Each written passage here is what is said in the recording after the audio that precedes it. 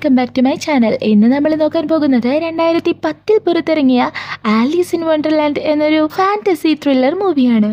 കഥ തുടങ്ങുന്നത് ആലീസ് എന്ന നമ്മുടെ ഹീറോയിൻ്റെ കുട്ടിക്കാലം കാണിച്ചുകൊണ്ടാണ്. എന്നും അവൾക്ക് ഒരു ദുസ്വപ്നം ഉണ്ടാവാറുണ്ട്. അന്നത്തെ രാത്രിയും അവൾ ആ സ്വപ്നം കണ്ട് എഴുന്നേൽക്കുവാണ്. വിയേഡായിട്ടുള്ള ഒരു മുയലും ഡോഡോ ബേർഡും ചിരിക്കുന്ന പൂച്ചയും ഒരു നീല കാറ്റർപില്ലറും ആ സ്വപ്നത്തിലുണ്ടായിരുന്നു എന്നവൾ അച്ഛനോട് പറയുന്നു. അന്നേരം അച്ഛൻ അവളെ സമാധാനിപ്പിക്കുവാണ്. അത് വെറും സ്വപ്നമല്ലേ, പേടി തോന്നിയാൽ ദേഹത്തൊരു നുള്ളു കൊടുത്ത് ഉണർന്നാൽ മതിയെന്ന് പറഞ്ഞ് അവളെ ഉറക്കുവാണ്. അവിടുന്ന് സീൻ ഷിഫ്റ്റ് ചെയ്യുന്നത് വർഷങ്ങൾക്കപ്പുറം അച്ഛൻ്റെ മരണശേഷം 19 വയസ്സുള്ള ആലീസ് തൻ്റെ അമ്മയ്ക്കൊപ്പം ഒരു പാർട്ടിക്ക് പോകുന്നത് കാണിച്ചുകൊണ്ടാണ്. എന്നാൽ ആ പാർട്ടിയിൽ വെച്ചാണ് ആസ്കോട്ട് പ്രഭുവിൻ്റെ മകനായ ഹാമിഷുമായി അവളുടെ കല്യാണം ഉറപ്പിക്കാൻ പോകുവാണെന്ന കാര്യം അവൾ മനസ്സിലാക്കുന്നത്. ആ പാർട്ടി തന്നെ അതിനുവേണ്ടി ഒരുക്കിയതായിരുന്നു. എന്നാൽ അവൾക്ക് അവനെ ഒട്ടും ഇഷ്ടമല്ലായിരുന്നു. അന്നേരം അവിടെ വന്ന ഹാമിഷിൻ്റെ അമ്മ അവളെയും കൂട്ടി ഗാർഡനിലൂടെ സംസാരിച്ച് നടക്കുന്ന നേരം പെട്ടെന്ന് അതിലൂടെ ഒരു മുയൽ ഓടിപ്പോകുന്നത് കാണുന്നു. അവളാണെങ്കിൽ അതിന് പുറകെ ഓടുന്നുണ്ടെങ്കിലും അത് മിസ്സാകുന്നു. അന്നേരമാണ് ആൻറ്റി ഇമോജിനെ അവൾ പരിചയപ്പെടുന്നത്. അവരാണെങ്കിൽ കുതിരപ്പുറത്ത് തന്നെ സ്വന്തമാക്കാൻ ഒരു രാജകുമാരൻ വരുമെന്നും പ്രതീക്ഷിച്ചാണ് അത്രയും കാലമായി അങ്ങനെ തന്നെ ഇരിക്കുന്നത്. അങ്ങനെ പാർട്ടിയിലെ ആ മൊമെന്റ് വന്നെത്തുവാണ്. അവിടെ വെച്ച് ഹാമിഷ് അവളെ പ്രപ്പോസ് ചെയ്യാൻ പോയതും അവൻ്റെ ഷോൾഡറിൽ ഒരു നീല കാറ്റർപില്ലർ ഇരിക്കുന്നു. അവനെതിരെ കൊല്ലണമെന്ന് വിചാരിച്ചതും അവൾ വേണ്ടാന്ന് പറഞ്ഞ് സ്നേഹപൂർവ്വം അതിനൊരിടത്ത് വെക്കുവാണ്. അപ്പോഴാണ് ഹാമിഷ് അവളെ പ്രപ്പോസ് ചെയ്യുന്നത്. അന്നേരം അതേ കോട്ടിട്ട മുയലിനെ അവൾ ഗാർഡനിൽ കണ്ടതും ഞാൻ ഇപ്പോൾ വരാമെന്നും പറഞ്ഞ് അവൾ അതിന് പുറകെ ഓടുന്നു. ഒരു മരത്തടിക്ക് താഴെയുള്ള വലിയ പൊത്തിലൂടെ അത് പോകുന്നത് കണ്ട് അവൾ നോക്കിയതും അവളും ആ വലിയ ഗർത്തത്തിലൂടെ വീഴുവാണ്. എന്നാൽ അവൾ ചെന്ന് വീണത് ഒരു വലിയ മുറിക്കകത്തായിരുന്നു. പുറത്തു കടക്കാനായി അവിടെ ചുറ്റുമുള്ള ഓരോ കതകും അവൾ തട്ടി നോക്കുന്നു. എന്നാൽ എല്ലാം പൂട്ടിയിരിക്കുവാണ്. അപ്പോഴത് അവിടെ ഒരു ടേബിളിൽ ഒരു കീ ഇരിക്കുന്നു. വേഗം അതുകൊണ്ട് അവൾ എല്ലാ കതകും തുറക്കാൻ ശ്രമിക്കുവാണ്. എന്നിട്ടെന്ത് കാര്യം, ഒരെണ്ണം പോലും തുറക്കാൻ പറ്റുന്നില്ല. അപ്പോഴാണ് അവിടെ പുറകിലായിട്ട് ഒരു കുഞ്ഞു ഡോർ അവൾ കാണുന്നത്. അതിൽ ചവിയിട്ടാൽ അത് തുറക്കുകയും ചെയ്യുന്നു. പക്ഷേ കുഞ്ഞു കഥകായോണ്ട് തന്നെ അവൾക്ക് അതിനകത്തൂടെ പോകാൻ പറ്റുന്നില്ല. വിഷമത്തോടെ തിരികെ മുറിയിലെത്തിയാൽ അവിടെ അതാ ഒരു കുഞ്ഞു കുപ്പിയിരിക്കുന്നു. അതിൽ ഡ്രിങ്ക് മീ എന്ന് എഴുതിയിട്ടുണ്ട്. അന്നേരം ഇതെന്റെ സ്വപ്നമല്ലേ, ഇത് കുടിച്ചാൽ ഇപ്പം എന്താവാനെന്ന് കരുതി അവൾ അതെടുത്ത് കുടിച്ചതും പെട്ടെന്ന് തന്നെ ചെറുതാവാൻ തുടങ്ങുന്നു. പക്ഷേ അന്നേരം അത് അടുത്ത പ്രശ്നം, ചാവിയുള്ളത് ടേബിളിന്റെ മുകളിലാണ്. ചെറുതായതുകൊണ്ട് അത് എടുക്കാൻ പറ്റുന്നില്ല. അന്നേരം താഴെ നിന്ന ഒരു കേക്ക് പീസ് കാണുവാണ്. അതിലാണെങ്കിൽ ഈറ്റ് മീ എന്നും എഴുതിയിട്ടുണ്ട്. അവൾ വേഗം അതെടുത്ത് കഴിച്ചതും അവൾ പൊടുന്നനെ വലുതാവാൻ തുടങ്ങുവാണ്. അതുകൊണ്ട് തന്നെ വേഗം ടേബിളിലിരുന്ന് ആ കീ എടുത്ത് ബാക്കിയുണ്ടായിരുന്ന മരുന്നെടുത്ത് കുടിച്ചതും അവള് ചെറുതായി വേഗം ആ കുഞ്ഞു കതക് തുറന്ന് പുറത്തേക്ക് കടക്കുന്നു. അന്നേരം അവൾ എത്തിയത് വണ്ടർലാൻഡിലായിരുന്നു. ഒരു മാജിക്കൽ വേൾഡ്. അവൾക്ക് മുൻപിൽ അതാ വൈറ്റ് റാബിറ്റും ട്വീഡിൽഡമും നിൽക്കുന്നു. വൈറ്റ് റാബിറ്റ് അത് ഒറിജിനൽ ആലീസ് ആണെന്ന് പറയുമ്പോൾ ട്വിൻസായ ട്വീഡിൽഡം ആവട്ടെ അവൾ ഫേക്ക് ആണെന്ന് പറയുന്നു. അവർക്കൊപ്പം നീല നിറത്തിലുള്ള ഡോഡോ ബേർഡും ടോക്കിംഗ് ഫ്ലവേഴ്സും ഉണ്ട്. ഇവരെല്ലാം കാണുന്ന ആലീസ് ആവട്ടെ അതെല്ലാം തൻ്റെ സ്വപ്നമാണെന്നാണ് കരുതുന്നത്. അവിടെ ചുവന്ന ഡ്രസ്സിട്ട ഒരു കുട്ടി ഡോർമൗസും ഉണ്ട്. അവൻ്റെ പേര് മാലിംക്യുൻ എന്നാണ്. വന്നത് ആലീസ് ആണെന്ന് അറിയാനായിട്ട് നേരെ അവളെയും കൂട്ടി ആപ്സലത്തിനെ കാണാനായിട്ട് അവർ പോകുവാണ്. ആപ്സലമാണ് ആ നീല വലിയ കാറ്റർപില്ലർ. വലിയ മഷ്റൂമിന് മുകളിലിരിക്കുന്ന ആ കാറ്റർപില്ലറിനോട് വന്നത് ഒറിജിനൽ ആലീസ് ആണോ എന്ന് ചോദിക്കുവാണ്. അന്നേരം ആപ്സലം ആ വലിയ ഒരാക്കിലം എടുത്ത് നിവർത്തുന്നു. വണ്ടർലാൻഡിന്റെ പാസ്റ്റും ഫ്യൂച്ചറും എല്ലാം അതിൽ കാണാമായിരുന്നു. ചുരുക്കി പറഞ്ഞാൽ ഒരാക്കിലം എന്നത് ആ വണ്ടർലാൻഡിന്റെ പാസ്റ്റും ഫ്യൂച്ചറും എല്ലാം അറിയാവുന്ന ഒരു വലിയ കാലണ്ടർ തന്നെയാണ്. അന്നേരമാണ് അതിൽ ഫ്രാക്ചസ്റ്റേഡ് എന്ന് ആലീസ് ജബർവോക്കി എന്ന രാക്ഷസ ഡ്രാഗനെ വോർപേഴ്സ് വേർഡ് എന്ന വാള് കൊണ്ട് കൊന്ന് റെഡ് ക്യൂനെ തോൽപ്പിക്കുമെന്ന് കാണുന്നത്. എന്നാൽ ആലീസ് ആവട്ടെ തനിക്കാരെയും കൊല്ലാൻ കഴിയില്ല എന്ന് പറയുന്നു. താൻ നിങ്ങൾ ഉദ്ദേശിക്കുന്ന ആലീസ് അല്ല എന്നും പറയുന്നുണ്ട്. അത് കേട്ട് ബാക്കി എല്ലാവരും ഞങ്ങൾക്കപ്പോഴേ അറിയാമായിരുന്നു നീ ഒറിജിനൽ ആലീസ് അല്ല എന്ന്, അവള് നിന്നെ പോലെ പേടിത്തൊണ്ടിയല്ല എന്നൊക്കെ പറയുന്ന സമയം ഒരു വലിയ ശബ്ദം കേൾക്കുന്നു.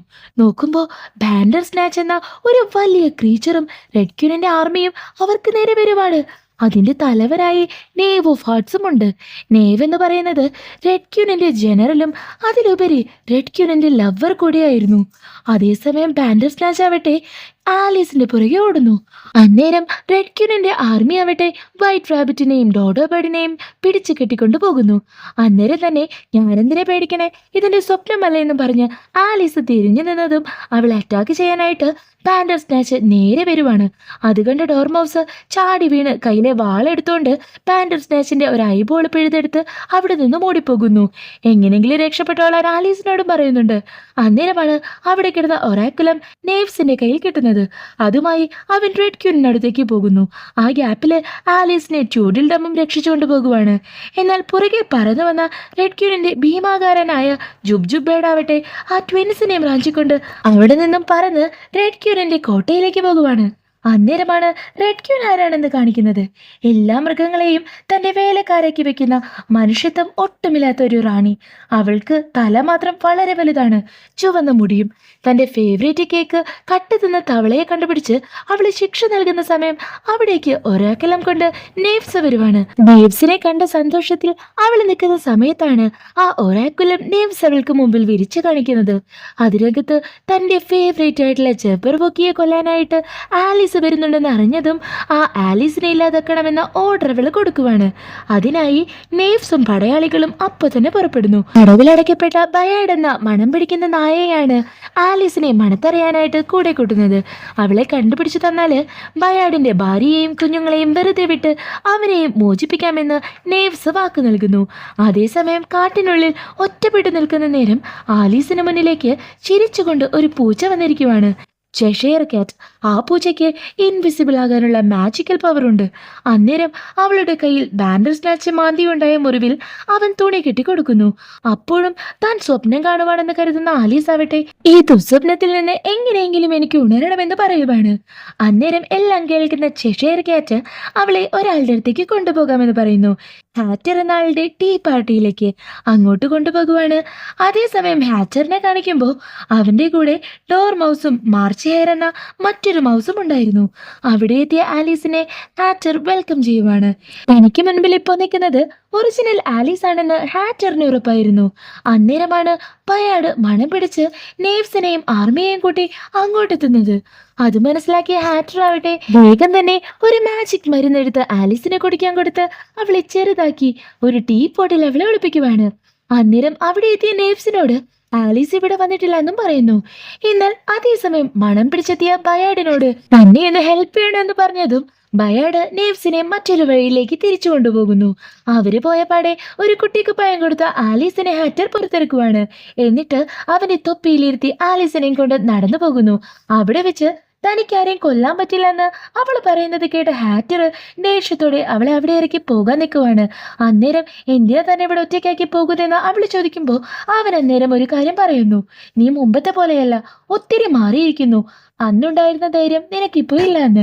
ആ ദുഷ്ടയായ റെഡ് ക്യൂൻ എന്താണ് ചെയ്തതെന്ന് അറിയണ്ടേന്നും പറഞ്ഞ് ഹാറ്റർ ആ കഥ പറയാൻ തുടങ്ങുവാണ്. മുൻപ് ഇതേ സ്ഥലത്ത് വൈറ്റ് ക്യൂനിന് വേണ്ടിയാണ് ഹാറ്റർ തൊപ്പികൾ ഉണ്ടാക്കിയിരുന്നത്.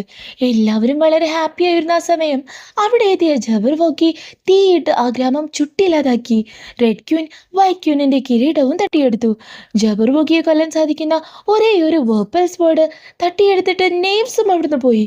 ആ ദുരന്തത്തിൽ തന്റെ കുടുംബവും നഷ്ടമായെന്ന് ഹാറ്റർ വിഷമത്തോടെ പറയുന്നു. അതുകൊണ്ട് തന്നെ റെഡ് ക്യൂനിനെ ഇല്ലാതാക്കണമെന്ന് അയാൾ ഒരുപാട് ആഗ്രഹിക്കുന്നുണ്ട്. എന്നാൽ പെട്ടെന്ന് അവിടേക്ക് നേവ്സും പടയാളികളും വരുന്നു. അത് കണ്ട ഹാറ്റർ ഒരിടത്ത് ഒളിക്കുവാണ്. അന്നേരം ഒരു വഴിയുമില്ലെന്ന് മനസ്സിലാക്കിയ ഹാറ്റർ ആവട്ടെ തന്റെ തൊപ്പിയിൽ ആലീസിനെ ഇരുത്തി വൈറ്റ് ക്യൂനുള്ള സ്ഥലം പറഞ്ഞു കൊടുത്ത് അങ്ങോട്ട് പോകൂ എന്നും പറഞ്ഞ് ആ തൊപ്പി വലിച്ചെറിയുന്നു. അപ്പോഴേക്കും അവിടെ എത്തിയ ആർമി ഹാറ്ററിനെ പിടിച്ചു കൊണ്ടുപോകുവാണ്. പുഴയ്ക്കപ്പുറം അത് സങ്കടത്തോടെ ആലീസും നോക്കി നിൽക്കുന്നു. ആ രാത്രി അവൾ ആ തൊപ്പിക്കുള്ളിൽ കഴിച്ചു കൂട്ടുവാണ്. രാവിലെ ഉറക്കമുണർന്നാല് മുൻപിലതാ ബയാഡ് നിൽക്കുന്നു. എന്തിനാ നീ ഹെൽപ്പ് ചെയ്യാന്ന് പറഞ്ഞ് ഹാറ്ററിനെ ചതിച്ചതെന്ന് അവൾ ദേഷ്യത്തോട് ചോദിക്കുന്നുണ്ട്. അന്നേരമാണ് ആ നേവ്സ് തന്റെ ഭാര്യയും കുഞ്ഞുങ്ങളെയും കൊല്ലുമെന്ന് പറഞ്ഞതുകൊണ്ടാണ് അങ്ങനെ ചെയ്തതെന്ന് വിഷമത്തോടെ ബയാഡും പറയുന്നു. നീയാണോ ആലീസ് എന്ന് ചോദിച്ചാൽ നിങ്ങൾ ഉദ്ദേശിച്ച ആലീസ് ഞാനല്ല എന്ന് അവൾ പറയുന്നു. എന്നാൽ ഇത് കേൾക്കുന്ന ബയാഡാവട്ടെ നിനക്ക് തെറ്റിപ്പോയി, ഹാറ്റർ ഒരിക്കലും ഒരു റോങ് ആയിട്ടുള്ള ആലീസിന് വേണ്ടി സ്വയം ബന്ദിയാവില്ല എന്ന് അവൻ ഉറപ്പിച്ചു പറയുവാണ്. അന്നേരം ആലീസ് ആവട്ടെ താൻ കാരണമാണ് ഹാറ്റർ ബന്ദിയാക്കപ്പെട്ടതെന്നും അയാളെ രക്ഷിക്കാനായിട്ട് റെഡ് ക്യൂനിന്റെ കൊട്ടാരത്തിലേക്ക് പോകണമെന്നും ശഠിക്കുന്നു. അതിനായിട്ട് ബയാർഡ് ആ തൊപ്പി കടിച്ചു പിടിച്ച് അവളെയും കൂട്ടി അങ്ങോട്ട് തന്നെ പോകുവാണ്. എന്നാൽ കൊട്ടാരത്തിലെത്തിയപ്പോൾ അടുത്ത പ്രശ്നം, അതായത് അവൾക്ക് അവിടേക്കുള്ള ഗാർഡനിലേക്ക് പോകണമെങ്കിൽ ഒരു ചെറിയ വെള്ളക്കെട്ട് കടന്ന് വേണം പോകാൻ. എന്നാൽ ആ വെള്ളക്കെട്ട് നിറച്ചും ഒരുപാട് തലയോട്ടികളും തലകളും ഒഴുകിക്കൊണ്ടിരിക്കുവാണ്. അതിനു മുകളിലൂടെ ചവിട്ടിയാണ് അവൾ മറുഭാഗത്തേക്ക് എത്തുന്നത്. റെഡ് ക്യൂനാണ് പാവപ്പെട്ട ഒത്തിരി ജനങ്ങളെ കൊന്ന് അവരുടെ തലകൾ ആ പുഴയിൽ വലിച്ചെറിഞ്ഞത്. അതേസമയം അവിടേക്ക് എത്തിയപ്പോൾ ഒരു പൊത്തുവഴി അവൾ ഗാർഡനിലേക്ക് കടക്കാൻ പോകുവാണ്. അന്നേരം ബയാർഡ് അവരുടെ ഹാറ്ററിന്റെ തൊപ്പി വലിച്ചെറിഞ്ഞു കൊടുക്കുന്നു. അത് നേരെ ആ ഗാർഡനിൽ ചെന്ന് വീഴുവാണ്. അപ്പോഴാണ് ആദ്യമായി ആലീസ് റെഡ് ക്യൂനിനെ കാണുന്നത്. ഒരു തരി പോലും മനസ്സിലാവില്ലാതെ അവളൊരു വലിയ ഫ്ലാമിംഗോ ബേർഡിനെ ബാറ്റ് പോലെ പിടിച്ച് മറ്റൊരു കുഞ്ഞൻ മുള്ളം പന്നിയെ കെട്ടി ബോള് പോലാക്കി അടിച്ചു കളിച്ച് രസിക്കുവാണ്. അത് ചെന്ന് വീഴുന്നതാവട്ടെ ആലീസിന് മുന്നിലും. അവൾ അതിനെ റിലീസ് ചെയ്യുന്നു. അന്നേരം റെഡ് ക്യൂൻ തന്റെ ബോൾ എടുത്തു വരണമെന്നും പറഞ്ഞ് വൈറ്റ് റാബിറ്റിനെ അങ്ങോട്ട് അയക്കുവാണ്. അന്നേരം ആലീസിനെ കണ്ട് റാബിറ്റ് ഞെട്ടുന്നു. തനിക്ക് വലുതാവാനുള്ള ആ കേക്ക് പീസ് ഒരു കഷ്ണം തരുമെന്ന് അവള് റാബിറ്റിനോട് ചോദിക്കുവാണ്. കയ്യിലിരുന്ന കേക്ക് അവൻ കൊടുത്തതും അവളത് കഴിച്ച് വലുതാകുവാണ്. അപ്പോഴാണ് പൂച്ചെടിക്ക് പുറകിൽ നിൽക്കുന്ന പെൺകുട്ടിയെ റെഡ് ക്യൂൻ കാണുന്നത്. താൻ വലുതായതുകൊണ്ട് ആളുകൾ കളിയാക്കുവാണെന്നും ഹെൽപ്പിന് വേണ്ടി വന്നതാണെന്നും ആലീസ് നുണ പറയുന്നു. പേരും മാറ്റി ആണെന്നും പറയുന്നു. റെഡ് ക്യൂനിന് അവളുടെ ഉയരം ഇഷ്ടമായതുകൊണ്ട് തന്നെ അവൾക്കൊരു ഡ്രസ്സ് കൊടുക്കാൻ സേവകരെ ഏൽപ്പിച്ച് കൊട്ടാരത്തിലേക്ക് കൊണ്ടുപോകുന്നു. അതിന്റെ കാരണവും മറ്റൊന്നുമല്ല, റെഡ് ക്യൂനിന് തന്നേക്കാൾ ഭംഗിയുള്ള ആരെയും തന്നെ ഇഷ്ടമല്ല. അതുകൊണ്ടാണ് അവളുടെ എല്ലാ സേവകരും ശരീരം കൊണ്ട് എന്തെങ്കിലുമൊക്കെ പ്രശ്നങ്ങളുള്ളവരായിരിക്കും. ചിലർക്ക് മൂക്ക് നീണ്ടതായിരിക്കും, ചിലർക്ക് കണ്ണിന്റെ പ്രശ്നമുണ്ടാവും, അങ്ങനെ. അതുകൊണ്ടാണ് റെഡ് ക്യൂനിന് ഇപ്പോൾ വളരെ ഉയരം കൂടിയ അമ്മിനെയും ഇഷ്ടമാകുന്നത്. കൊട്ടാരത്തിനകത്തെത്തുമ്പോൾ ഒരു പന്നിക്ക് മുകളിലാണ് റെഡ് ക്യൂൻ കാല് വെക്കുന്നത്. ആലീസിന് ഇരിക്കാനുള്ള ചെയർ പിടിക്കുന്നതാവട്ടെ ഒരു പാവം കുരങ്ങച്ചനും. ഇതെല്ലാം കണ്ട് ആലീസിന് പക്ഷേ ഒന്നും തന്നെ ഇഷ്ടമാകുന്നില്ല. അന്നേരം ഫൺ ആക്ടിവിറ്റി ചെയ്യാനായിട്ട് അവിടേക്ക് ട്യൂഡിൽ ഡെമിനെയാണ് കൊണ്ടുവരുന്നത്. തന്നെ പറ്റിയൊന്നും മിണ്ടരുതെന്ന് ആലീസ് ആംഗ്യം കാണിക്കുന്നുണ്ട്. അവര് പരസ്പരം കാട്ടിക്കൂട്ടുന്നത് കണ്ട് രസിച്ച് റെഡ് ക്യൂൻ അവരെ റിലീസാക്കുന്നു. അപ്പോഴാണ് നെയ്വ്സ് അവിടെ എത്തുന്നത്. ആലീസിനെ അയാൾ ഭാഗ്യത്തിന് തിരിച്ചറിയുന്നില്ല. അന്നേരമാണ് പടയാളികൾ അവിടേക്ക് ഹാറ്ററിനെ അറസ്റ്റ് ചെയ്ത് ചങ്ങലയിട്ട് കൊണ്ടുവരുന്നത്. ആലീസ് എവിടെയാണെന്ന് അവനോട് ചോദിക്കുമ്പോൾ അവൻ ഉത്തരം പറയുന്നില്ല. പകരം നിങ്ങളുടെ വലിയ തലയ്ക്ക് വേണ്ടി ഞാൻ നന്നായി തൊപ്പിയുണ്ടാക്കുമെന്നാണ് പറയുന്നത്. വൈറ്റ് ക്യൂനിന്റെ കുഞ്ഞു തലയ്ക്ക് വേണ്ടി ഹാറ്റ് ഉണ്ടാക്കി മടുത്തുപോയി എന്നുകൂടെ കേട്ടതോടെ റെഡ് ക്യൂൻ തനിക്കായി മനോഹരമായ ഹാറ്റ് ഉണ്ടാക്കാനായിട്ട് ഹാറ്ററിനോട് പറയുവാണ്. ചങ്ങല കൊണ്ട് ബന്ദിയാക്കിയ കൈകൊണ്ട് എങ്ങനെയാണ് ഹാറ്റ് ഉണ്ടാക്കുന്നതെന്ന് ചോദിക്കുമ്പോൾ അന്നേരം അവന്റെ കയ്യിലെ ആ ചങ്ങല അറുത്തു മാറ്റുന്നു. മറ്റൊരു സ്ഥലത്ത് ബയാർഡ് ഓടി ഓടി വൈറ്റ് ക്യൂനിന്റെ കൊട്ടാരത്തിലെത്തുവാണ്. ആലീസ് വന്ന കാര്യം അവൻ സന്തോഷത്തോടെ പറയുന്നു. എന്നാൽ ആ കോട്ടയിൽ കയറാൻ വേണ്ടി ശവങ്ങൾ ഒഴുകുന്ന ആ പുഴയിലൂടെയാണ് പറഞ്ഞയച്ചതെന്ന കാര്യം വിഷമത്തോടെ ബയാർഡ് പറയുന്നു. എന്നാൽ വൈറ്റ് ക്യൂൻ ആവട്ടെ, നീ ചെയ്തത് വളരെ നല്ല കാര്യമാണെന്നും അവിടെ ചെന്നാൽ മാത്രമേ ആ ഒരു വോപ്പൽസ് ബോർഡ് അവൾക്ക് കൈക്കലാക്കാൻ പറ്റുമെന്നും പറഞ്ഞ് ബയാർഡിനെ സമാധാനിപ്പിക്കുന്നു. വീണ്ടും റെഡ് ക്യൂനിന്റെ കൊട്ടാരത്തിലാണ് കാണിക്കുന്നത്. ആലീസ് ആവട്ടെ ഗാർഡനിൽ ചെന്ന് ഹാറ്ററിന്റെ പാതി കത്തിയ ആ തൊപ്പി എടുത്ത് സൂക്ഷിച്ചു വെക്കുന്നു. അന്നേരം രാത്രിയാവട്ടെ റെഡ് ക്യൂനിനെ കാണിക്കുമ്പോൾ എങ്ങനെയെങ്കിലും ആലീസിനെ കണ്ടുപിടിച്ച് ഇല്ലാതാക്കണമെന്ന് നെയ്വ്സിനോട് പറയുവാണ്. ആ സംസാരത്തിനിടയിൽ നിന്നാണ് മറ്റൊരു വലിയ സത്യം നമുക്ക് മനസ്സിലാകുന്നത്.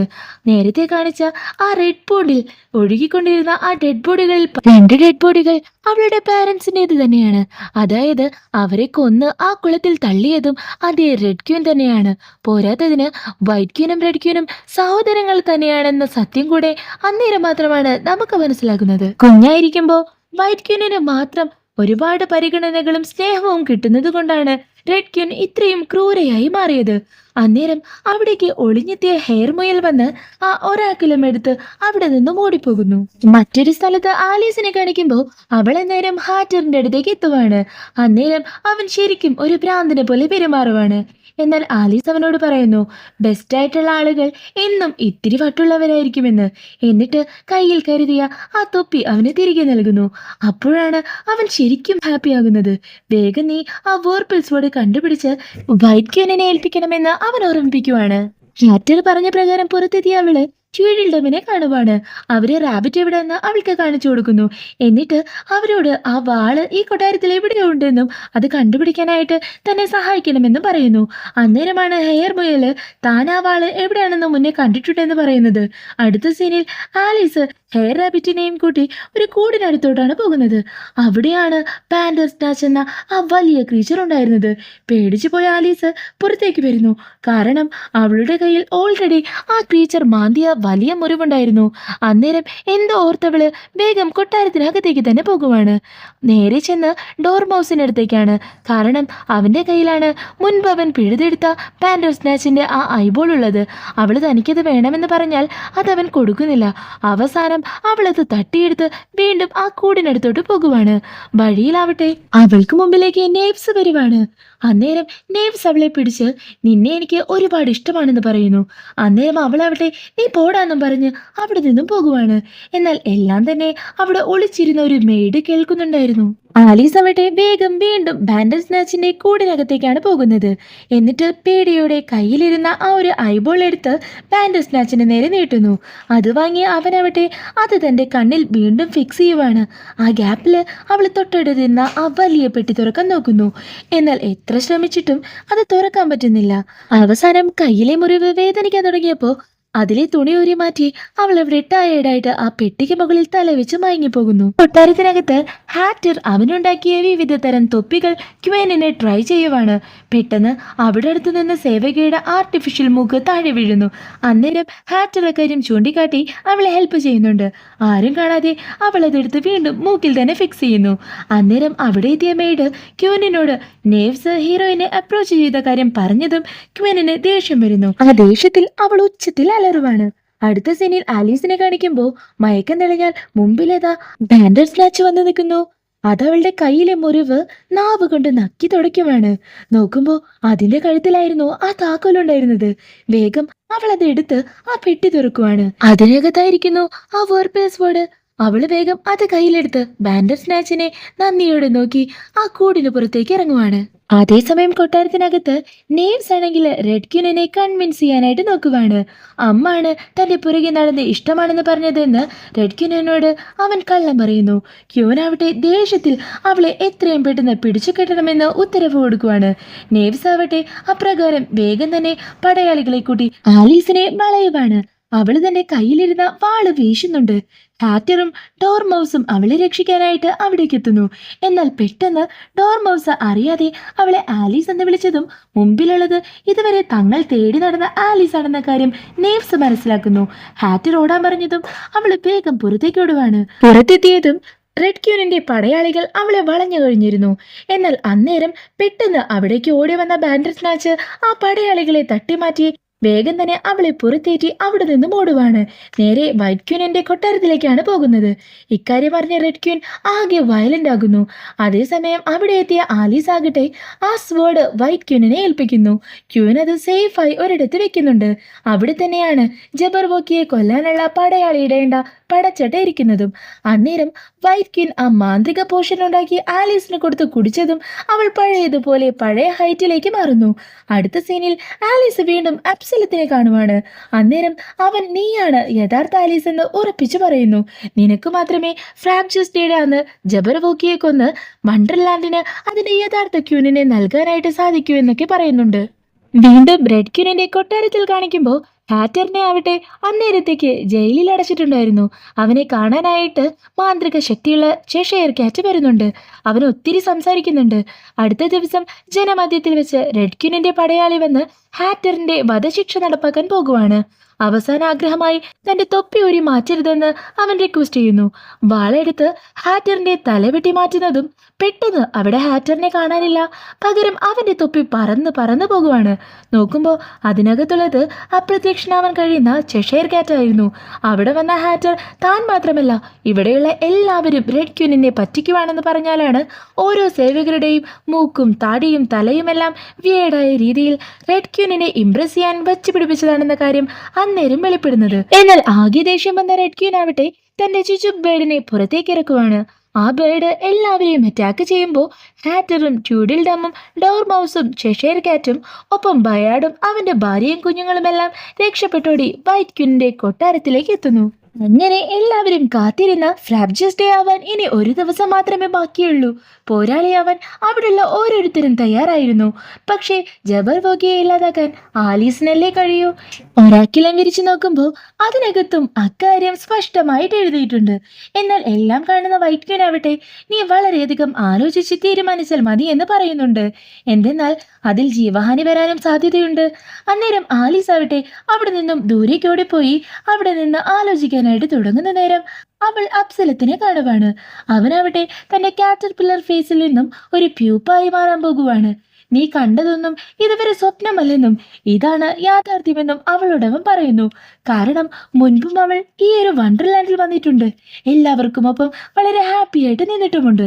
അതുകൊണ്ടാണ് എല്ലാവരും നിന്നെ തിരിച്ചറിഞ്ഞത്. ഫ്രാബ്ജസ് ഡേയുടെ അന്ന് നീ വേർപ്പൽ സോഡ് ശരിയായി ഉപയോഗിക്കണമെന്നും പറഞ്ഞ് ആപ്സലം പൂർണ്ണമായി ഒരു പ്യൂപ്പയായി മാറുന്നു.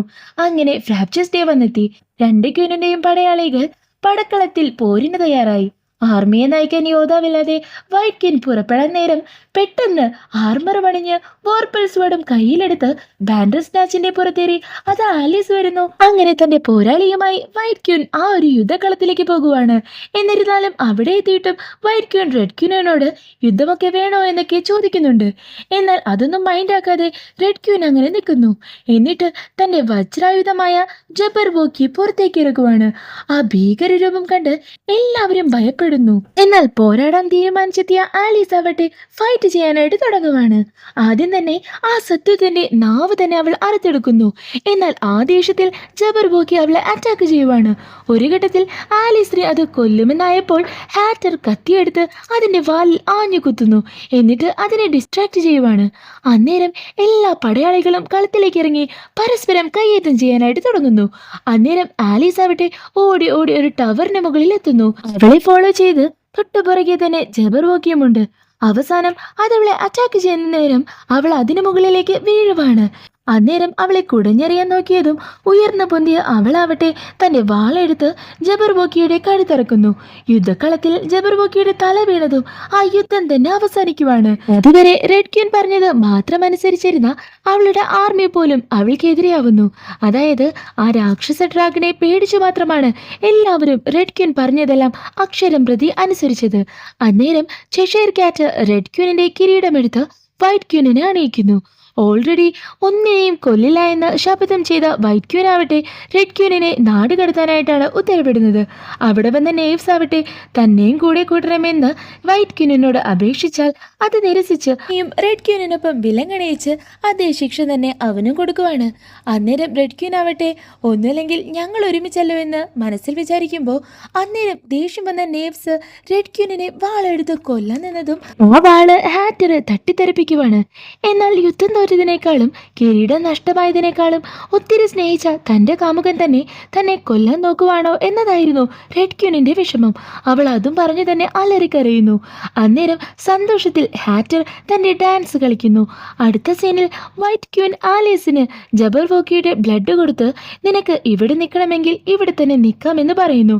എന്നാൽ തനിക്ക് ചെയ്തു തീർക്കാൻ ഇനിയുമുണ്ടെന്ന് പറഞ്ഞ് എല്ലാവരോടും യാത്ര പറഞ്ഞ് ആ ബ്ലഡ് കുടിച്ച് അവൾ തിരികെ റിയൽ വേൾഡിൽ എത്തുന്നു. എന്നാൽ ഇത്തവണ ഒത്തിരി ധൈര്യം കിട്ടിയതുപോലെ അവൾ നേരെ ചെന്ന് ഹാംബിഷിനോട് ഈ കല്യാണത്തിന് സമ്മതമല്ല എന്നറിയിക്കുവാണ്. എന്നിട്ട് ലോർഡ് ആസ്കോട്ടിനോട് ബിസിനസിന്റെ കാര്യം ഡിസ്കസ് ചെയ്യണമെന്ന് പറയുന്നു. അയാളും ഓക്കെ എന്ന് പറയുന്നുണ്ട്. അടുത്ത സീനിൽ തന്നെ അവള് ഹോങ്കോങ്ങിൽ ചെയ്യാൻ താല്പര്യമുള്ള കച്ചവടത്തിന്റെ ഐഡിയകൾ വളരെ നല്ല രീതിയിൽ തന്നെ ആസ്കോട്ട് പ്രഭുവിന് പറഞ്ഞു കൊടുക്കുവാണ്. അയാൾക്കും അത് ഒത്തിരിയധികം ഇഷ്ടമാകുന്നുണ്ട്. അങ്ങനെ ക്ലൈമാക്സിൽ ആലീസ് തന്റെ ബിസിനസ് ഐഡിയകൾ നടപ്പാക്കാനായിട്ട് കപ്പലിൽ കയറി പോകുന്നത് കാണിക്കുവാണ്. അന്നേരം അവളുടെ ഷോൾഡറിൽ ഒരു നീല പൂമ്പാറ്റ വന്നിരിക്കുന്നു. ആലീസിന് ഭാഗ്യമുണ്ടെങ്കിൽ നമ്മൾ അടുത്ത ജന്മത്തിൽ മീറ്റ് ചെയ്യുമെന്ന് പറഞ്ഞ് പ്യൂപ്പയായി മാറിപ്പോയ ആപ്സലം തന്നെയാണ് ആ വാക്ക് പാലിച്ച് തനിക്ക് മുൻപിൽ പൂമ്പാറ്റയായി വന്നതെന്ന് അവൾക്കും മനസ്സിലാകുന്നു. ആപ്സലം പറഞ്ഞതുപോലെ ഒരു ട്രാൻസ്ഫോർമേഷൻ ലൈഫ് ബ്യൂട്ടിഫുൾ ആക്കുമെന്ന് പറഞ്ഞത് അവളുടെ ലൈഫിലും സത്യമായി എന്ന് കാണിച്ച് ആ നല്ല മൂവി അവിടെ എൻഡ് ആകുവാണ്.